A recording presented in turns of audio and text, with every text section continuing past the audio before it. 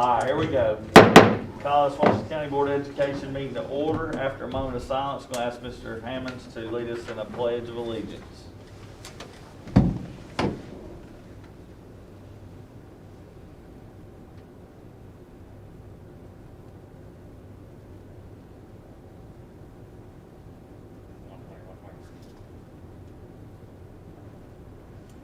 Please join me in saying the pledge. Allegiance to the flag of the United States of America and to the republic for which it stands, one nation, under God, indivisible, with liberty and justice for all. Okay. I want to welcome Dr. Greggory Slate. And if you'd like, first I'll have everybody go around and introduce themselves to you. Is that okay? That'd be great. I'm Mary Beth Dillinger. Trustee Riddle. David Hammond, welcome. Nice to meet you. Keith Irvin. Nice to meet you. Caleb Anderson. Nice to meet you. Jason Day. Yes, sir. Mike Masters. Nice to meet you. Chad Flainer, nice to meet you. Nice to meet you. Mitch Meredith. Nice to meet you. And Abby County. See you. Okay. What we're going to do, I'll go over the interview process, so let's make sure we're all clear what we're doing here tonight. We're going to do an hour and a half. I hope that's what you was expecting. And each of the 9 board members have a category. Each board member has a series of questions. We're just going to go around the room, ask a question, you answer.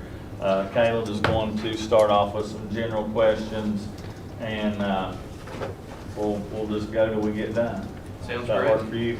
Sounds Is there great. anything you'd like to ask? Yes, sir. Well, I'd like to ask him to his name and family and Sure. stuff like that. Thank you, Dr. Irvin. I'm Greg Slate. Only my mom calls me Greggory, Chairman Dad. But I'm Greg Slate. I'm from Trinity, North Carolina originally, which is from rural Randolph County, in the middle part of the state, just south of Greensboro and High Point.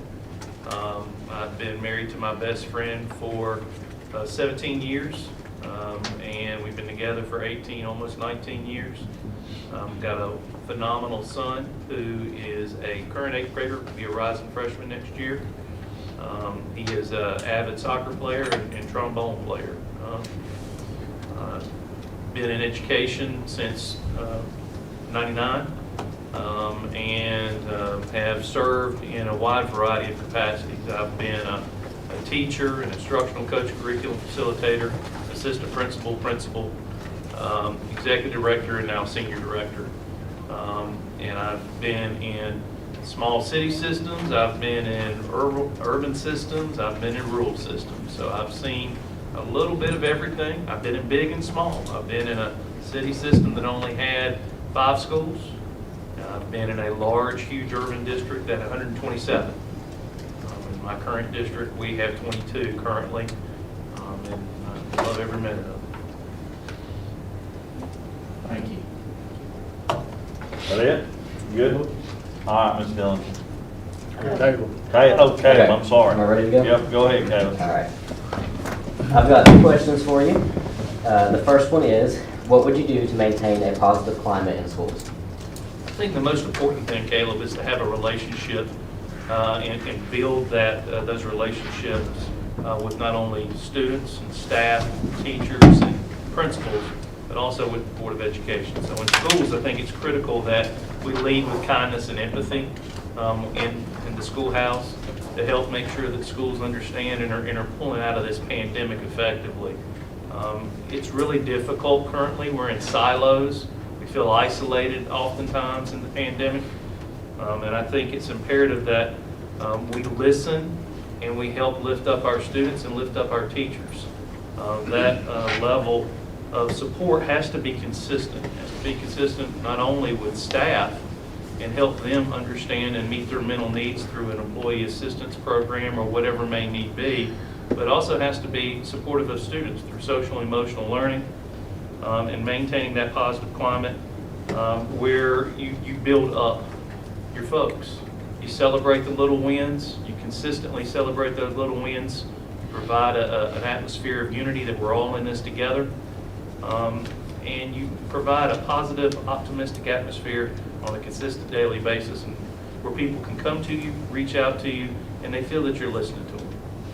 Great, thank you. The next question is, what do you consider to be the major strengths that you would bring to this position? And after you answer that, what do you consider to be your weaknesses? I think my major strength is relationship building, and I have a futuristic vision. I think one of the things that I provide for Washington County is to make sure that we have varied experiences that come to the table that help lift up each and every child, provide an idea, a vision of where we want to go. Not just looking at where we're at status quo and being happy, but having an idea of where we can take the district and where we can be 2, 3, 5, 10 years from now. At the same time, I come with a servant leadership attitude. I think the important piece of being a strong director of schools or superintendent is to define reality. At the end, thank my folks, but in the middle, roll up my sleeves and be a servant and get in there and work with everybody. That's how we do business, and that's my major strengths. My weakness, I'm not from Tennessee. I know that coming into this, but knowing that, I'm a quick study, I'm a quick learner, and by building those relationships, which I've talked about, as a strength, I can get to know what we need to do and who we need to build with and who we need to partner with pretty quick. And those are going to be, so I can immediately turn a weakness into a strength as we move forward. Great, thank you. Okay, I have a section on personnel, and the Okay. first question is, briefly describe an experience you've had with ineffective personnel and tell us how you resolved the issue. So, in looking at a time when I had a negative experience with personnel, I think here one.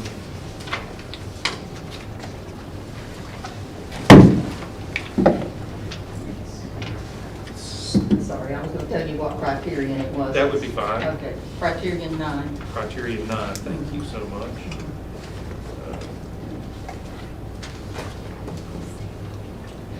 I was going to go to this one even if I didn't look at it. So I've had the privilege to be the evaluator of all the middle and high schools in my current district for going on now 6 years. And through that process, I've evaluated and coached principals and assistant principals and instructional coaches. I have had some times where I've had a principal who was resistant to change, who was resistant to implement some of the things that we knew were going to help students be successful, and was able to, through time, building trust and coaching that individual, help them grow in that role as principal and understand what we needed them to do to help kids be successful so that they could support their staff and their teachers. The truth is all of that boils down to trust. And the key leadership piece, when you're helping an ineffective person or an ineffective personnel for this matter not be successful, is you build trust. You build that relationship. We talked about that in question 1 that Caleb lifted up. And by building that relationship with that principal over time, they eventually trusted me, listened to my advice, listened to the coaching, and they got better. The ultimate goal is to help our folks be successful. And so that's how I tackled that, through coaching, through relationship building, and through building trust. Do you want me to go through all of mine or go on to the next? Let's go Okay. next. All right, So I'll so be section 2. Okay. Take one a little here. Tell us about the most important decision you've made recently and explain how you involve the people who will be affected by the decision. So I shared with the teachers a little bit ago, one of the things that we have looked at in our current district is we had over 4,600 kids sign up for virtual instruction. And a lot of those parents signed up for a wide variety of reasons. Some of them signed up because they were worried about the vaccine not coming soon enough. They were worried about the pandemic impacting social distancing, a wide variety of things. But with that being said, that 4,600, we reached out and surveyed our parents and students on, do you feel like you need a virtual option for next year, for the 2021-22 school year? And a lot of folks said with a resounding yes, they feel that they potentially could need that. So the problem was brought to us. We're not a school district designed necessarily to be virtual.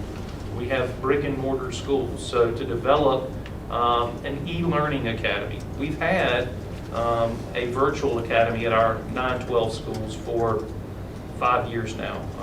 I developed that. It was one of the first things I developed when I came to Rockingham County. So one of the things that we targeted was 4-8. We felt pretty strongly that K-3 needed to be in the schoolhouse for foundational skills.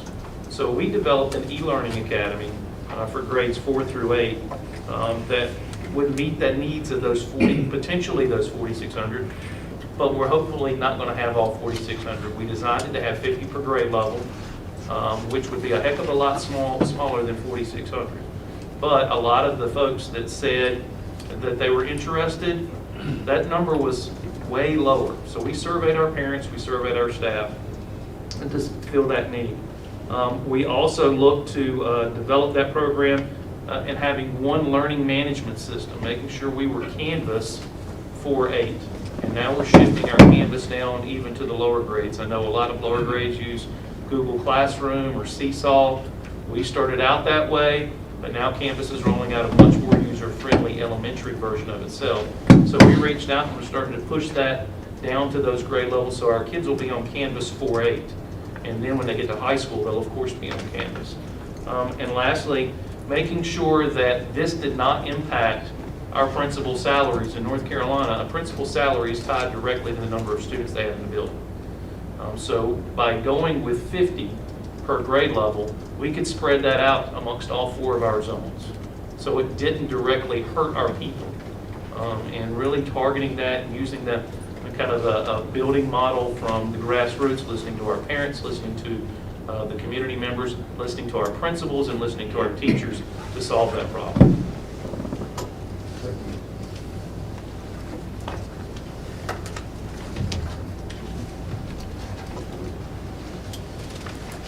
Okay, mine will be criterion 3, and the question I have is, in your administration, what avenues are open for you to listen to the concerns of employees, students, parents, and the community? And second part of that question is, how would you plan to have time available for all involved, all stakeholders? So that's a phenomenal question, Mr. Hammond, and I think the critical piece is making sure you schedule time effectively to create parent advisories, student advisories, teacher advisories, classified staff advisories, and principal advisories. And you schedule those out so you're meeting with those folks every month. Parents, probably more along the lines of quarterly, because it's difficult to pull that many folks together. But you listen to your teachers, and every school would have a representative, so that they could bring their concerns, whether it's in Crockett or Boone or Boone's Creek or wherever. They can bring those concerns to the table. Same thing with classified folks. Oftentimes we don't listen to our classified folks in our buildings as much as we should. So being able to listen to, somebody from a school that can present the angle from a cafeteria worker, or the angle of a bus driver, or the angle of the school secretary. And everybody knows the school secretary knows everything. So being able to reach out to those folks and have that advisory. Students bring a whole different angle. They're our stakeholders. They're oftentimes here they're the product or they're our consumer. I don't necessarily like that. I like the fact that they're a true stakeholder, and it's because they deserve to have a seat at the table regarding their own learning. But making sure you do that every month. You have those advisories, and whether it's every Tuesday or every Wednesday of every month or whenever it may be, having an hour set aside for each one of those stakeholder groups. Now, to answer the second half of your question, part of that's how you take the time, and then to reach out and have a listening and learning tour from the get-go. Making sure I'm out and about in the community, making sure I'm listening to folks, whether I'm going to the local church or I'm going to a rec center, or whether I'm going to a meeting at the county courthouse. make sure that we have a listening and learning tour to where parents and other community members that may not have kids in school can provide feedback to me, so that I in turn can share that feedback with y'all, and we can develop a strategic plan to really target some issues that they may see that we don't see. Thank you. Section 4. Describe the significant change that you envisioned in your district and tell us what evidence you have to shown it was a positive change, and how did you build support for that change? So one of the significant initiatives that we have implemented starting this year in Rockingham County is something we call the Rockingham Promise. And the Rockingham Promise, to give y'all some of the key details, it placed college professors on each one of our high school campuses. So out of our 4 traditional high schools, they all got college professors to teach key subjects. It also provides last dollar scholarships to students to go to the community college once they graduate. So if they wanted to go and get an associate's degree. So what we did to develop that, it started several years ago. We implemented an Advanced Studies Academy, which pushed some dual enrollment courses into our high schools from the local community college, most of those through our virtual academy. But then we also pushed our AP courses to where they could be accessed by freshmen and sophomores, so that those students could take those courses earlier in their high school career to expand the amount of course offerings in college credits that a student could obtain. Then we not only did that, we started to partner with the local community college and a local philanthropic organization so we could start to get those college professors on campus. And when we partnered with, in this case it was the Reedsville Area Foundation, and we partnered with Rockingham Community College to get those professors, then we started to build some momentum from the Advanced Studies Academy to looking at which teachers we could put on there. We involved our principals, we involved teachers, because you had to have teacher buy-in to push AP courses to freshmen and sophomores, and also involved looking at our community members and saying, hey, what are some of the CTE courses that we can use as offshoots of this to help students be successful? We reached out to our principals and said, what courses do you need? By doing this, this has helped us adjust our teacher allotments. So we were struggling to recruit foreign language teachers at 2 high schools. So what we did is we did college courses for Spanish for those 2 high schools.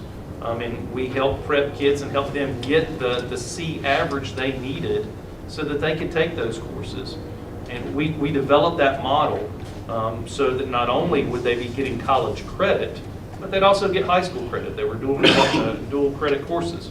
It also exposed them some to the college world and gave those students the opportunity to, when they graduate high school, if they wanted to go to RCC, to that community college, they already have some courses under their belt.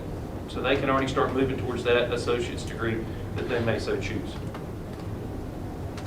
Thank you. Okay.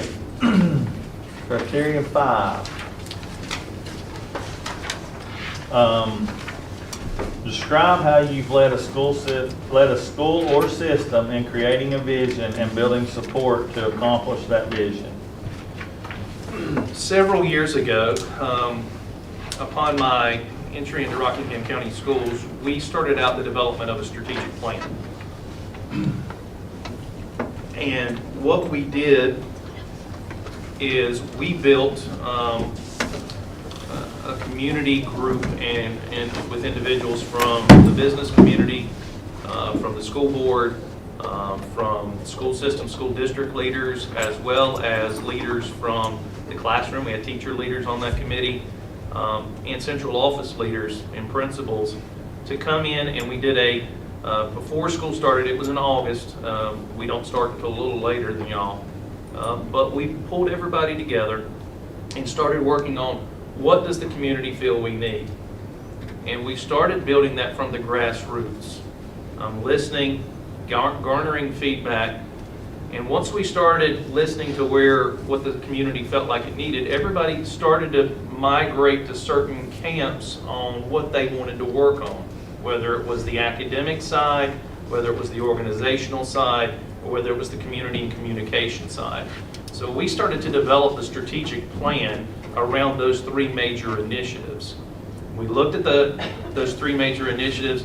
We started to develop some goals around those. The goals led us to coming up with a mission and vision for the district. So the mission and vision aligned with the strategic plan that we were developing. Then in turn, we created the strategic plan to have strategies and objectives that were measurable. So we were able to take what we were doing and be able to say, here's some metrics on how we can obtain these goals. Then we made sure we're reporting out. So before we did that, I made sure we trained all staff on deployment teams, on the deployment strategy, on how to do a strategic plan, on how to do programs. They would create their deployment plans, then they would get to work. It's kind of rolling up your sleeves and making sure everybody at the grassroots level was targeting things. It wasn't a top-down approach. It wasn't a Greg Slate thing. It wasn't a superintendent thing. It was, what can we do to support that work? Then finally, once they started doing that work, we had them report out to our Strategic Plan Accountability Committee every 6 months. We formulated a report, and then that report was shared with the Board of Education so that John Q. Public on the street knew that we were listening to them and we were implementing the things that the community leaders in the business world and teacher leaders had all said, this is what we've got going on. And that vision and that strategic plan guided our board, it guided our district for the last 4.5 years. Thank you. I've got criteria 6. Two-part question. Our board is dependent on the county commission to fund our budget. How would you propose to gain their support of the budget? And number 2, how would you involve them in the budget development? Well, I think the first thing that we need to do with regards to our county commission is have consistent conversations, making sure that from day one, building a relationship with everybody from the mayor down to each and every commissioner. You build those relationships through a wide variety of avenues, whether it's meeting at Starbucks for a cup of coffee, or whether it's, having a lunch and learn, which I'm a big fan of, bringing them to our local schools so that they can have lunch at Jonesboro Middle School and see what's going on there. They can have, meet me and we can walk through and do a walk and talk at David Crockett High School and say, here's what we see over here. So they can see the needs of the district and we can have that dialogue from start to finish. Additionally, not only do we have these lunch and learns and we have these walks, we make sure that those relationships are kind of a two-way street. They have to be very transparent. It can't be any smoke and mirrors. We have to be very truthful. This is what the school district needs. We take what we've developed in a strategic plan and say, here's where the community wants us to go. Here's where the school district wants to go. What avenues can you have us get there?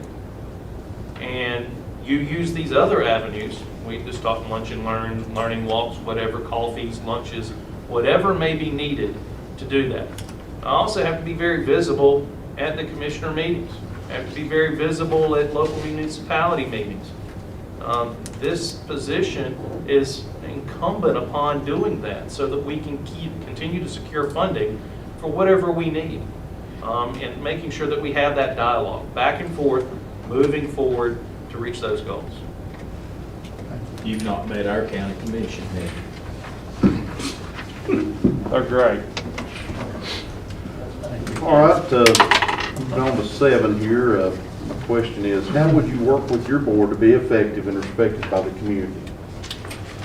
Well, I hope I've alluded that communication's key. Building a relationship with each and every one of y'all, it is incumbent upon the success of every student in our district. So making sure that from start to finish, there's frequent dialogue. To make sure that, I'm not sure how long it's been for a Board of Education retreat, but making sure that we have a retreat so I get to know each and every one of y'all, y'all get to know me, and I can understand the angles that you're coming at education from. Everybody in here comes from it from a different career, and that's important. That's your lens, and for me to be able to understand that. I think it's also important to be very transparent with y'all. When I communicate with one, I will communicate with all. And that's just how I do business, to make sure that I share out. We talked briefly about a listening and learning tour, but it's also imperative to make sure I share my findings. I can't hold back just because one community member is angry about something.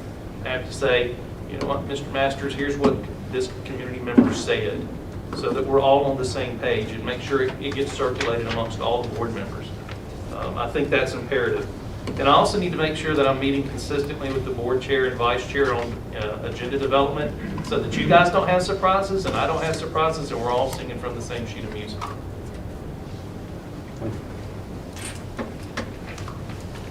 We're on criterion 8, and I'm actually going to combine 1 and 3 because they actually go together.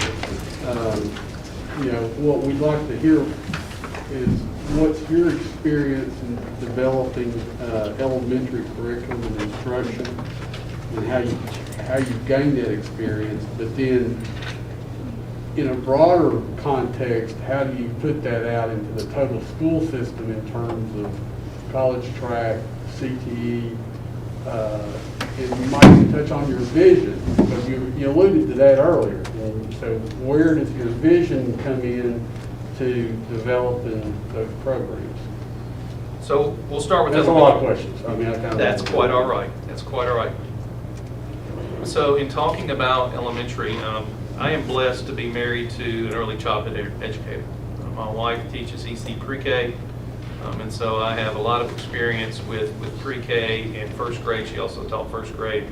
So a significant amount of experience listening to her, understanding it, seeing her do lesson plans every Sunday, understanding that. I also have significant experience because I do learning walks every Friday. I'm out in all of our schools, whether they're elementary, they're middle, or they're high, as much as humanly possible. And when I do a learning walk, I usually get the instructional coach or the principal, and we go and we walk into classrooms. We listen, we learn. I lean down, I take a knee beside, you know, a little second grader and tell me what you're learning today, so that I understand that. Because it's not about necessarily what that teacher may be saying at that time. I want to make sure I understand how that student's being engaged. What are they getting out of it, and help lift them up. But at the same time, that continues not only out of elementary school, but it happens in middle school and high school. I do the same thing. Additionally, I've built vertical teams where we have 4th and 5th grade teachers reach out to 6th and 7th grade teachers, and 7th and 8th grade teachers reach out to 9th and 10th grade teachers. So we have a seamless curricular transition from elementary to middle to high. And you can't do that unless you understand what's going on at all 3 levels. Additionally, I sit on a wide variety of committees in my district, a lot of with the elementary folks. I work very closely with our elementary and Title I director on understanding the Title I budget and where she's spending money, because I have 3 Title I schools about to have a 4th. And so understanding how they're spending that money at the elementary level so that we can use that money to fidelity when we get to the middle and the high school level, so that those programs are helping our kids be successful. With regards to the overall vision, I think it's imperative that we have to be future oriented. I think we have to look at, we know the county commission is putting forth a broad vision of workforce development. And so for us as a school district, we need to know where they want to go.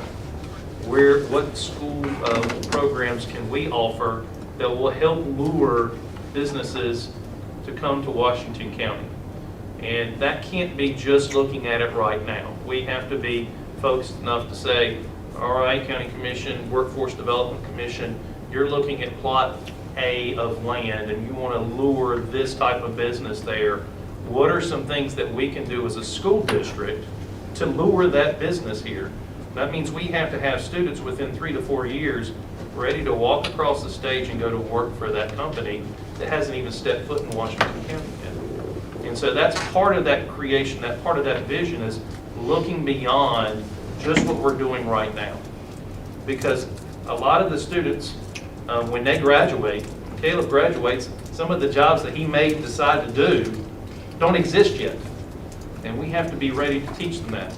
Furthermore, and lastly, we have to teach our kids to be critical thinkers. And I know that's kind of a catchphrase here and there, and a lot of folks want to talk about STEM doing that.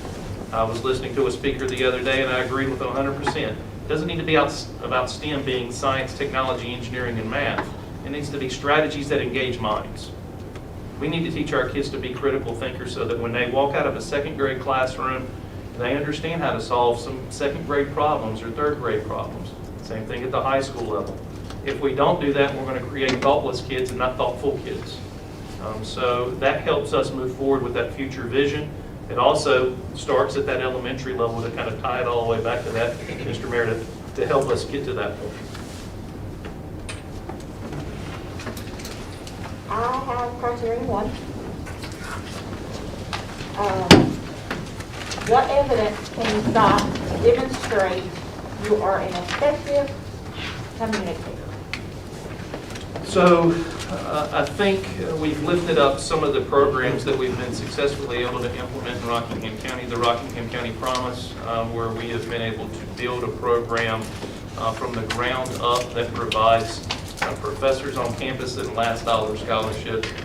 That didn't happen overnight. That happened through building relationships and communicating through key leaders, through stakeholders, through the community college president, through our Board of Education, and through the workforce development program in the district. Likewise, to create the Advanced Studies Academy that is the precursor to that, we had to be able to communicate that to all parents, all stakeholders as we started out. I went to every single high school.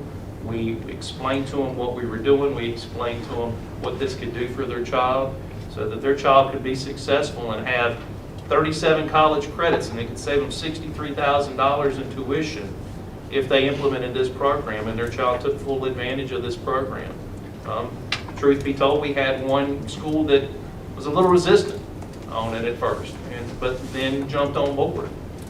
So, you know, being an effective communicator is effective pressure applied relentlessly.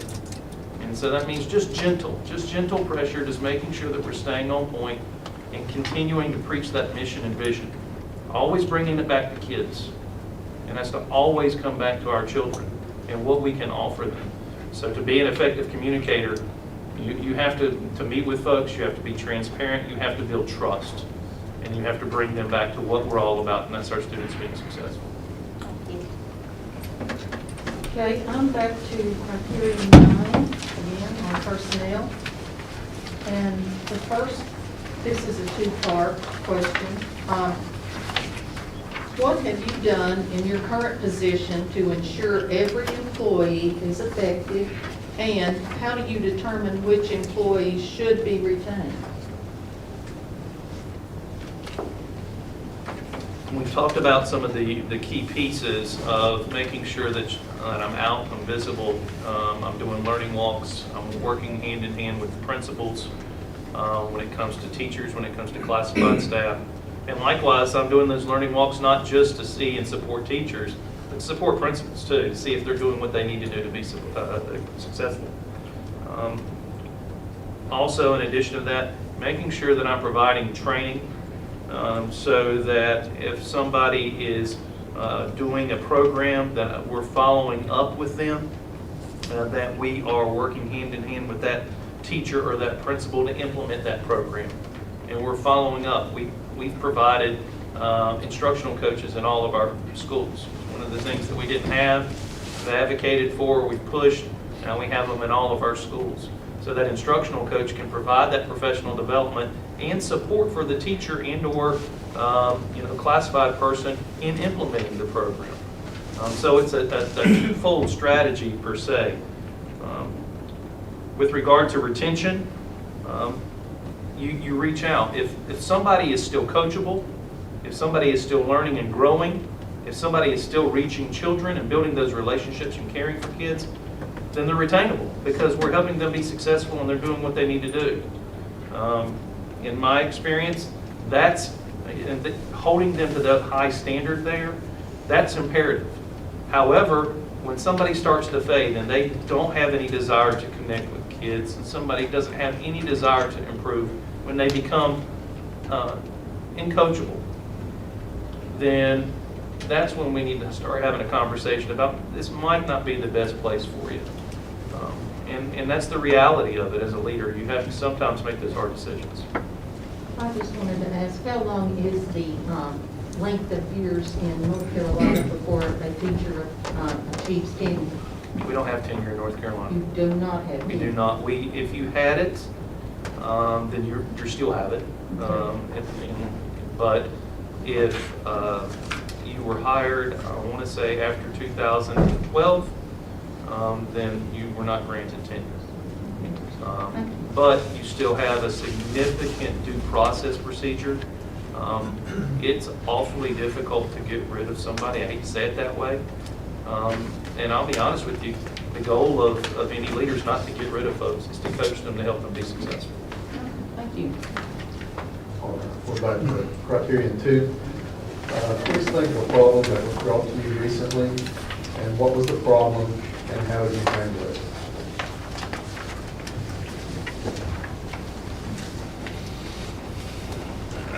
So I'm going to go back, Mr. Riddle, to the point with our virtual students.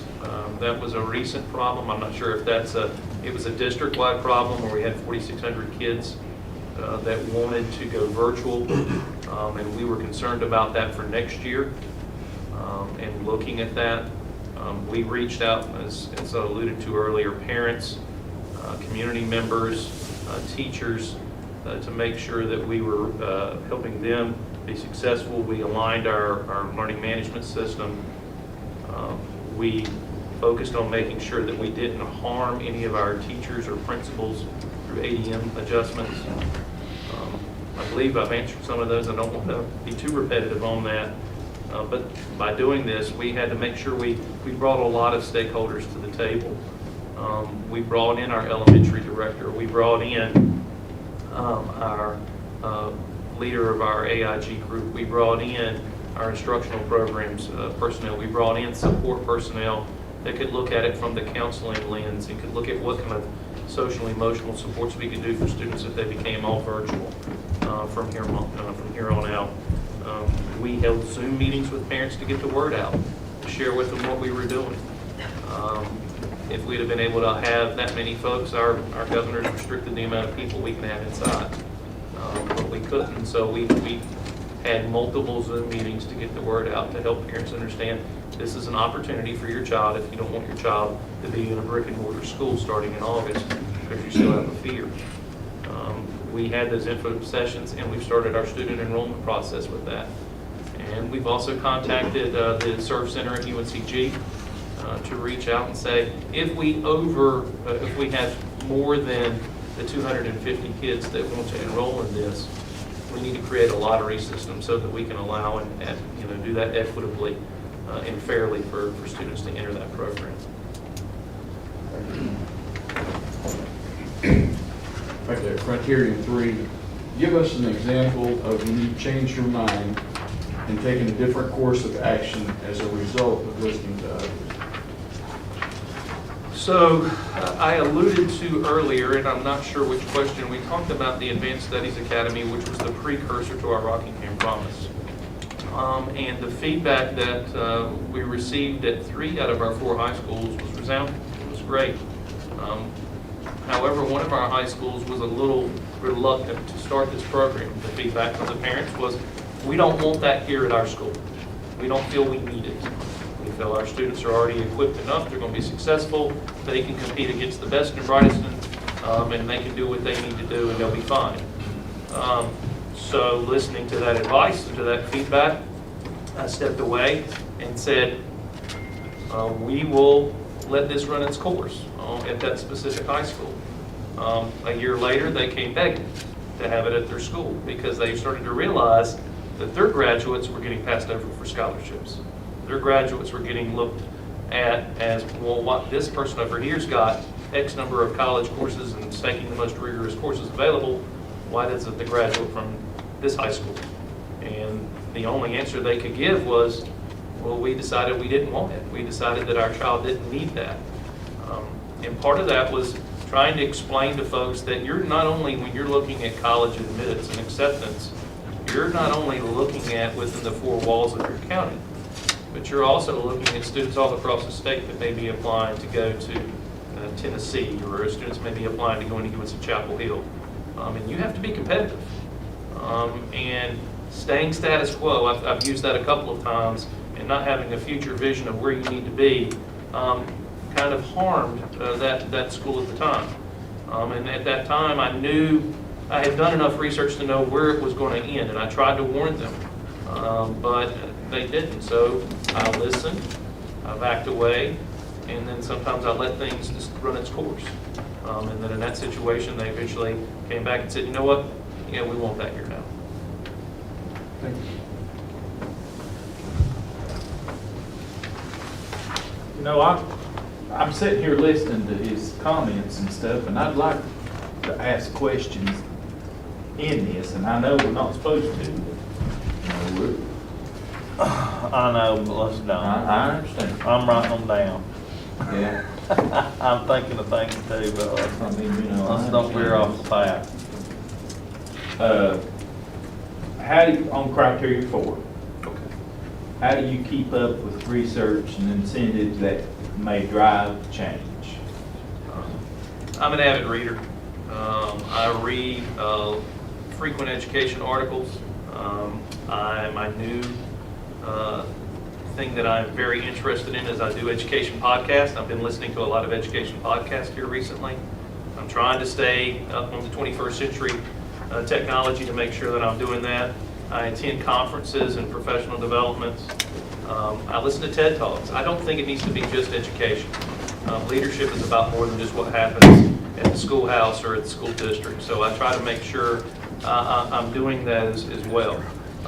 And I try to make sure I pass that knowledge on. To be honest with you, Mr. Irvin, I think it's imperative that I pass that on to my principals, that I pass it on to other directors, that I pass it on to key people throughout the district and community members.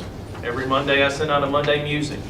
And my Monday Musing, I have usually 4 to 5 articles on educational best practices from around the country. And I specifically don't look within the 4 walls of North Carolina.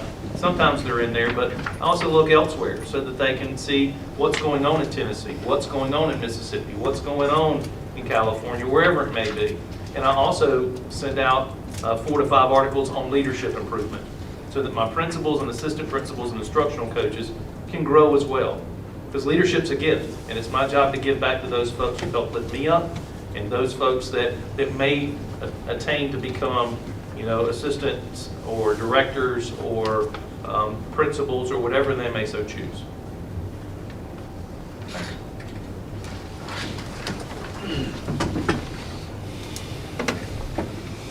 Okay, criteria 5, again. How have you used planning and goal setting to improve your school system? We alluded to earlier some dialogue around strategic planning. And I think it's imperative when you're developing goals, you listen to your community, you listen to your parents, you listen to your teachers, you listen to your principal, board members, government leaders, folks that are not necessarily in education or have a stakeholder group in education. They don't have any kids or parents or grandkids in education. You take that information that you gain and then you develop goals around what we can do to help lift up each and every child. In my experience, to develop those goals and achieve those goals, they have to be grounded in something. And they have to be grounded in dialogue that you've had from folks outside. And that way people know that you value their feedback. Because when you value that feedback and you provide feedback, saying, here's what we did. We listened to you. We're implementing. This is the goal that we got from what you said. This is how we're going to take that goal and run with it so we can help the students of Washington County. Thank you. Back to 6. Explain how you would develop a school system budget and tell us who you would involve and how you would involve them. I think that we've talked about some of the key pieces here, and the ultimate thing is transparency when it comes to a budget. I think it's imperative when you do that listening and learning tour and you meet all of those different groups, that you understand the goals and aspirations for the community, and that has to be what drives your budget. You have to make sure that you're reaching out to your county commissioners and you're saying, all right, we see you want workforce development. These are some initiatives that we have heard in the community. These are initiatives we're hearing from you in workforce development. How do we negotiate and work to develop a budget that's going to address some of those?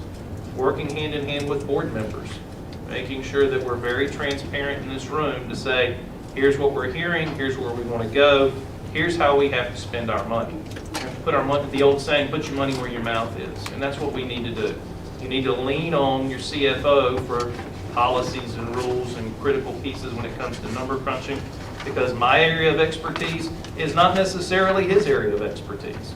And know that that's not me, but I got to trust him, and it comes down to building trust there. And likewise, his ability to say, all right, Greg, here's where we can go with this. Here's how much that we can spend on this. And saying, all right, we got X number of dollars, how do we build that? We also have to look at it through a line item review and figure out what's working and what's not working. You know, I'm always a fan of creating do not do list. If we're spending money on X program and it's not getting the results we want, we scratch it. And we have to make sure we do that in public and in the eyes for everybody to see that, hey, program A was supposed to achieve X result. It did not and it is not. So we're scratching it. We're going to allocate that monies to go elsewhere to help us achieve that goal. Criterion 7. Explain what you have done to build and maintain a good relationship with your board. Communication, communication, communication.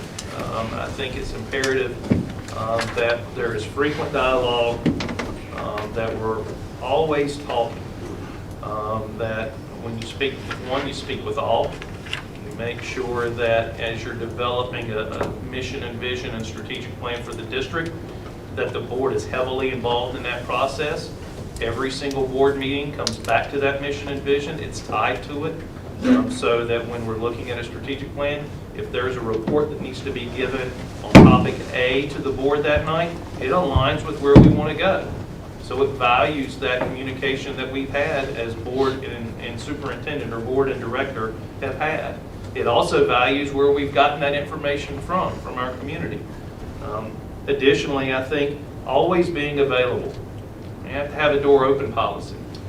I think we had a conversation briefly about making sure that you're reaching out to your board chair and vice chair and developing an agenda.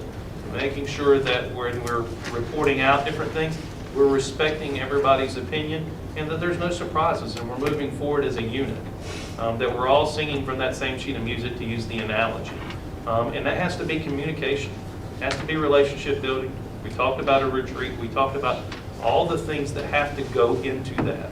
I need to make sure I understand, you know, if you got kids, where they go to school, where they graduated from. Well, how's things going? How's things going with your spouse? Because when it's all said and done with it, we're all human. And those relationships are what's going to sustain our success in our district. We're back to criteria 8.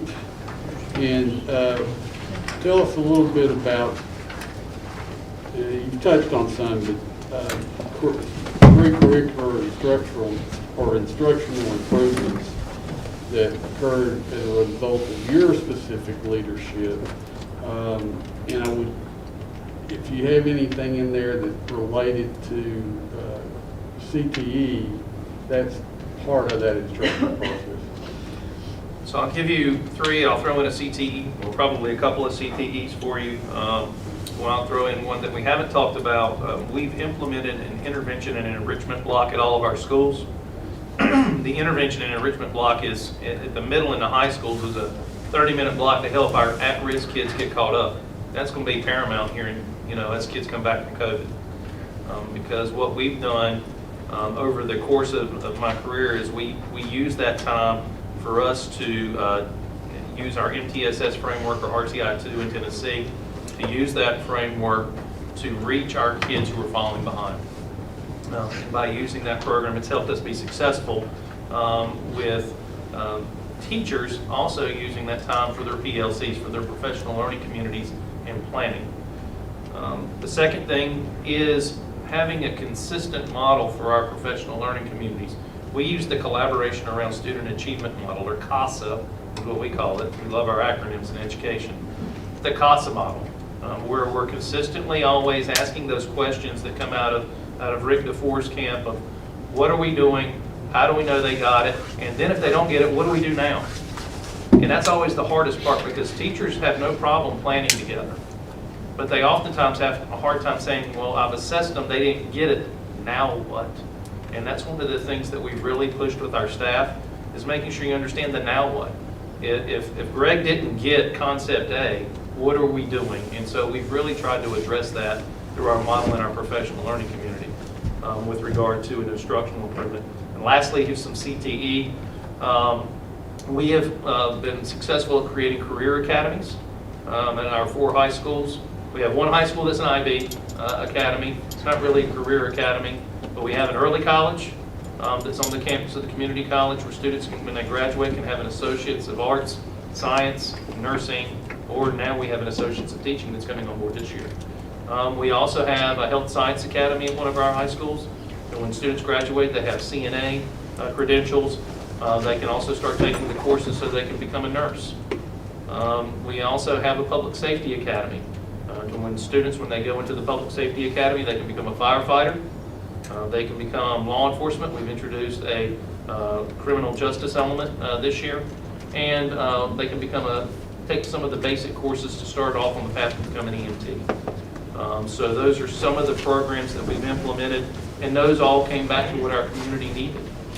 I'm trying to think. Oh, and the last high school is a STEM high school, and y'all have heard my feelings on STEM, but this one is a science, technology, engineering, and math high school, and a lot of those students go into that program and excel at robotics and go on to engineering programs, which we have throughout the state.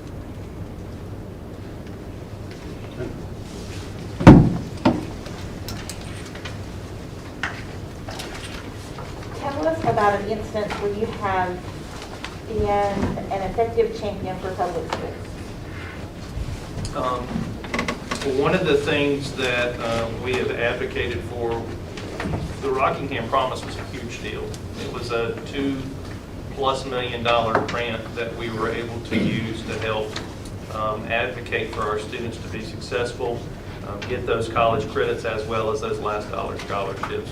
Making sure we put that out there, we advocated in front of the public, we had multiple meetings, multiple press releases to make sure that we advocated in that manner. Another one, and I'll shift completely different gears and get out of the teaching and learning type side. When I was the executive director of student services and emergency management, one of the ways that I advocated for that was creating an emergency management plan when I was in Guilford County for 127 schools. We didn't have an emergency management plan. We didn't have anything like it. So really advocating for our public schools with 3 major law enforcement agencies, emergency management in the county, emergency management in 2 different municipalities, reaching out and building relationships with EMS and fire, and creating a plan that could be used in 127 different schools in 6 different regions. And we were very successful at that, and I'm very proud that that plan's still in place. 3 years ago, there was a tornado that ripped through Greensboro. That plan was used, and it's still successful, and it helped get schools up and up off the ground 5 days later, even though they couldn't be in the brick and mortar. Advocating so there is a sustainability plan to make sure that things were able to be successful. Those are just a couple of things. I'll be honest with you, the #1 place that you do it is at Food City, at church. Always advocating. When you're meeting with government leaders, when you're meeting with people at the Chamber of Commerce. I'm always having conversations, always talking about what we can do to help our kids. It can't be just in a major public forum. It has to be when you're buying bread and when you're buying milk. It has to be when you're sitting in the pews worshiping. It has to be those little times. Those are critical components. Those are opportune times to advocate for public education. Okay, I'm back to 9. Give some specific examples of things you have done as an administrator that you think significantly contributed to making your faculty or staff a team. That the old phrase, teamwork makes the dream work, right? And I think that's imperative. I'm always one who seeks varied opinions. When I've hired folks, I try to find folks who are not going to sugarcoat it with me. I don't like that. I want folks to tell me what's going on, tell me the truth, be very transparent with me, and I have no problem if you disagree with me. Let's figure out overall why and what we can do to eventually move forward. I think another key piece of that is making sure you have all stakeholders at the table. When you're building a team, it can't be everybody that's just like me. We have to have folks that come at it from a different angle. I need to have people that are number crunchers at the table that deal with finance. I have to have people at the table that are advocating for this organizationally and for the physical plan of the district. It has to be a variety of different groups, and that's how you build a team. It can't be just one way. Furthermore, I think that I try to make sure I have a mixture of emotional leaders, logical leaders, people who are creators, that are idea people, so to speak, as well as those folks who are going to roll up their sleeves and get in the weeds. That's how things get done in education, and that's how we help our kids be successful, and that's how you build a team that can make that a reality. Thank you. You don't have I only have two, so we skip me. Anybody else have food? Dave? Well, I only had two, but I was just gonna ask what your annual budget for your school system is, your yearly. Around 76, 77 million. How many kids you got? 12.2, 12.6 with pre-K and 12. All right, number 5, we got 3 on number 5. I think it's back to me. I think we're doing good on time. We just got a few more. How can you diverse community groups to be united for a common cause? I think the first thing you do is you got to give them a seat at the table. When you start looking at whether it's folks who are poor, we have 25% of our kids who are economically disadvantaged in our district, and oftentimes we don't listen to their voices. They need to have a seat at the table. We need to make sure that we're not only focusing on one group, we focus on all equally and equitably, so that we're listening to all of them. We develop different metrics for success that address the needs of those that are being most at risk. When you're looking at diverse groups, the metrics shift. You can't use the same metric for each and every group in education, because that's not how we measure things. We've got to measure whether we're growing each and every child. And so what are we doing? And lastly, I think we need to make sure we lift up their concerns when they're not at the table. We lift up their voices, because oftentimes, if they're not at the table, they don't get heard. And then they get hidden. And if they're hidden, then we're not reaching all of our kids, and we're not helping them be successful. Back to criterion 6, last question. What steps would you take to ensure school funds are spent wisely and accounted for properly and in compliance with the state and federal mandate? I think you work heavily and closely with your CFO on the state and federal thing, make sure that we're not breaking any laws. We listen to the auditors, we make sure we're paying very close attention to them, so that we're doing things that are by the books and are right, and we're not doing anything that's a little shady, so to speak. As far as making sure you're spending the money right, we talked about doing a line item review. When you're in the middle of the budget process, I think it's imperative to be able to, I shared with the principals this morning, I'm a little old school, I break out the old green bar sheet, if you've ever seen one of those, and go line item by line item. What's working, what's not, where's that money going? So that it's very clear and transparent what we're doing and if it's working or if it's not. And then, of course, we develop that do not do list. If this is hurting children or is not effective, We put it on a list that we're not going to do it, and then we reallocate that money elsewhere. And we find programs that can help us, or we find people that can help us in that situation. Thank you. Last one, criterion 7, how do you communicate with board members between regular meetings? I think the most important thing is early, often, and through whatever means is successful. Some board members may prefer text, they'll get it by text. Some may prefer it by email, they'll get it by email. Some may want to see it via phone call, want me to pick up the phone and call them. I have no problem doing that. I think that you need to make sure that you have meet and greets and meet on the goes. I have no problem saying, all right, well, I haven't been able to touch base with Mr. Day today, and we're about to talk about X, Y, Z. And pick up the phone and say, Mr. Day, you got a minute to meet me, at the Pancake House, and let's have a conversation about this. Breakfast is on me. I want to make sure you're on point with this so that we're clear. That type of communication. Once I've communicated with each one and everyone, like I said, communication with one is communication with all, and it has to be that way. It has to be frequent. We can't have just here's what's going on, we're going to say this once a week, or if bus 151 has a flat tire and we've got a bunch of kids stranded on the side of 81, that has to be an immediate text or email or whatever. So when moms and dads call, they're not calling necessarily central office. They need to pick up the phone and call Miss Buchanan. And Miss Buchanan's going to pick up the phone and call Greg and say, what's going on? You got to be proactive in that nature.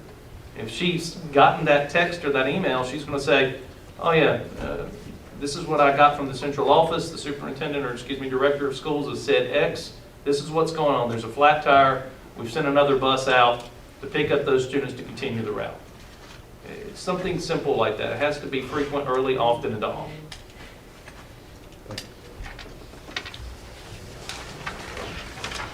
I've covered all mine. Next.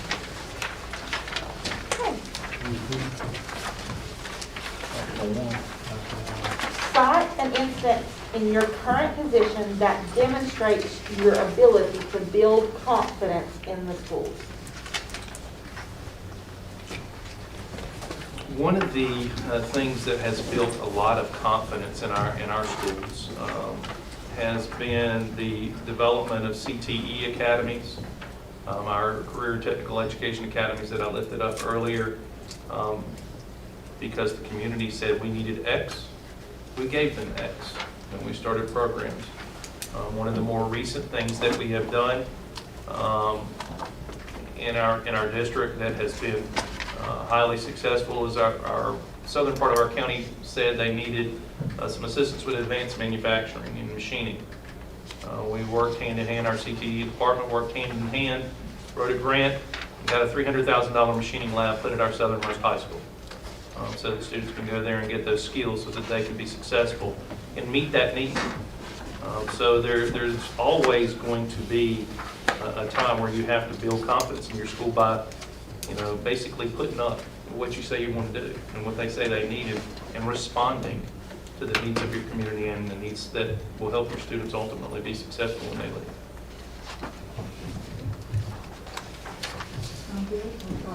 Is that it? Dr. Slate, would you like to say anything else? That concludes all the questions Questions for us? for us. Trustee, you got questions for us? That's good, yeah.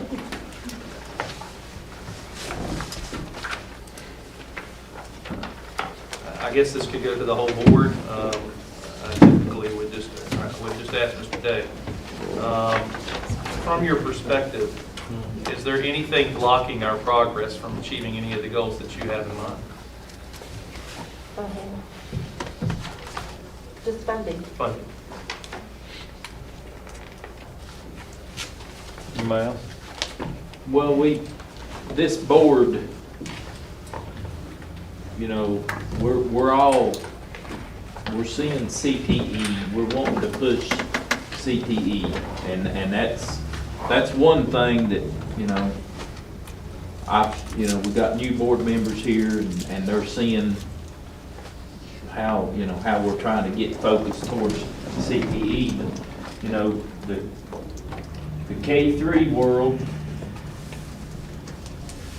trying to get smaller classrooms, you know, more hands-on. And, you know, that's just, I'd like to ask one question. I don't know how it wasn't asked, but what is your take on how do you hire teachers? You know, how do you do that? What's your plan for hiring teachers? The first thing, teachers asked earlier about recruiting them, and I'm not sure if that's where you're getting at. No, hiring new teachers. Just hiring, Hiring a new teacher. Well, You know, are you doing it? Are you setting a group together and letting them do the interviewing? Or, you know, that's just, Well, I think it's imperative that you work closely with the principal of the school and the administration of the school, because every school needs something different, and they know their team. I cannot sit up here like I'm in an ivory tower and dictate the teachers that School A hires. That's not right, not in my opinion. I think it's imperative that you work closely with the administration and say, who do you got? Let's talk about this. What do you need? So that I can work closely with HR and say, here's who we need to be recruiting, and then we can provide a pool of candidates that we found. So that they can go out and interview them and hire the one that is best fit for their school. It can't be the superintendent or director of schools hiring teachers. It has to be principals making that recommendation and saying, here's who I think's the best fit. And I'm gonna be honest with you, sometimes I'll look at them and ask them, why is this person the best fit? It needs to be, is this child going to do, this teacher going to do what they need to do to help a child be successful? They provide X skill set. They provide the ability to reach this population. This teacher, you know, we don't have any male teachers in first grade, and we need kids to see somebody that looks like them. We need male role models. That's a valid reason. And making sure that they're successful. All of those things come hand in hand. When I was a high school principal, I was a firm believer that I needed to be able to hire my own staff. Now, as we move into administration, you start looking at principals and assistant principals. I think that we have a system that's going to reward merit.